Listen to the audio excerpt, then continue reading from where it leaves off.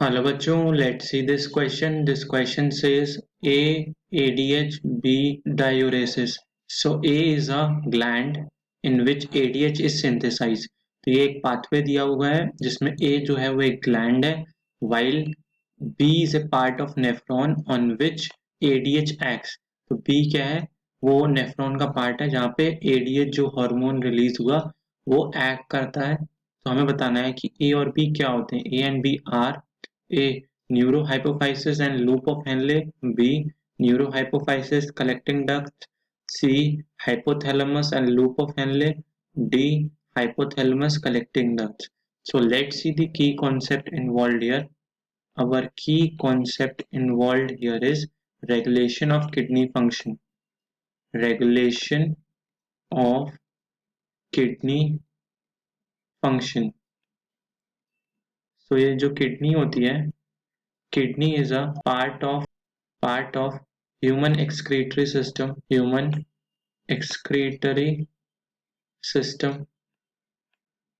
present in pairs और क्या होता है, इसकी जो फंक्शनल यूनिट होती है, functional unit of kidney is nephron. So this is a diagram of A nephron. Nephron में ये क्या होता है, दिस इज द ग्लोमेरुलस. नीचे क्या है, दिस इज द बोमेंस कैप्सूल. इसके नीचे क्या है, this is loop of Henley. This is descending and this is ascending. वो क्या है, this is descending, ascending loop of Henley. This is vasa recta. Here this is PCT, proximal convoluted tube. PCT. This is the DCT, distal convoluted tubule. DCT. And in last this straight is the collecting duct. यहाँ पे क्या हुआ, diuresis का मतलब क्या होता है, diuresis is the increase production of urine. जो डायूरेसिस है that is increase production of urine. जो यूरिन है हमारी वो ज्यादा बन रही है तो उस पर क्या करता है, बी एक्ट करता है. बी एक्ट करने से पहले उस पर क्या कर रहा है, एडीएच एक्ट कर रहा है. और एडीएच पे कौन एक्ट कर रहा है, ए एक्ट कर रहा है. तो होता क्या है, there is hormonal feedback mechanism.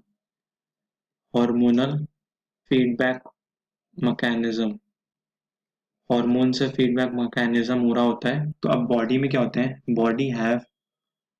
Body have osmo receptors. क्या होते हैं उसके पास, ऑस्मो रिसेप्टर्स क्या करते हैं, एक्टिवेट होते हैं.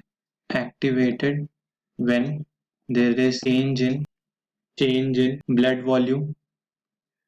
वॉल्यूम चेंज होता है या बॉडी फ्लूइड वॉल्यूम चेंज होता है.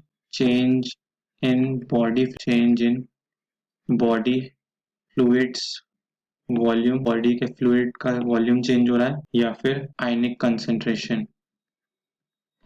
कॉन्सेंट्रेशन बदल रहा है. तो अगर डायूरेसिस हुआ, इंक्रीज्ड डायूरेसिस हुआ, बॉडी से एक्सेसिव यूरिन प्रोड्यूस हुआ, then loss of excessive body fluid हुआ. इसकी वजह से क्या हुआ, then these receptors are activated. तो ये ऑस्मो रिसेप्टर्स एक्टिवेट हो जाते हैं और ये रिसेप्टर्स क्या करते हैं, जाके stimulates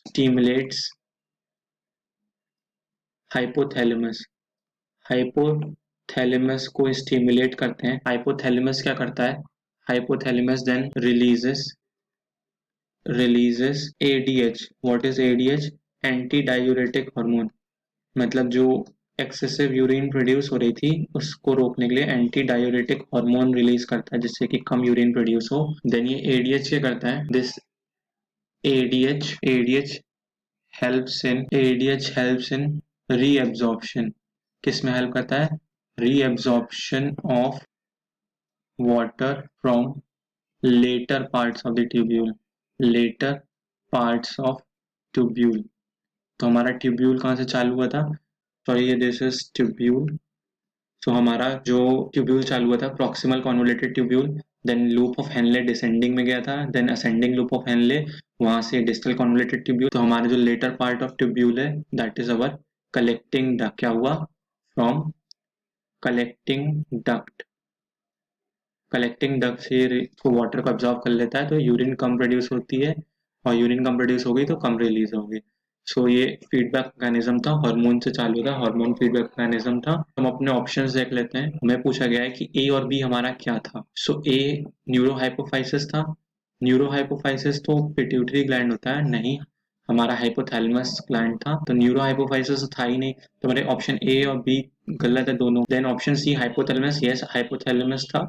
and part of nephron का था, लूप ऑफ हेनले से एब्जॉर्ब होता है, नहीं, वो तो कलेक्टिंग डक्ट से होता है. So option C is also wrong. Option D हमारा ए जो ग्लैंड था वो हाइपोथैलेमस था, यस. और हमारा जो बी पार्ट ऑफ नेफ्रॉन था जहाँ पे एडीएच एक्ट करता है दैट इज कलेक्टिंग डक्ट. तो यस, कलेक्टिंग डक्ट पे एक्ट करता है. So our final answer to this question is Final answer to this question is option D, hypothalamus and collecting duct. Hope you all understood this question well. Best of luck. Thank you.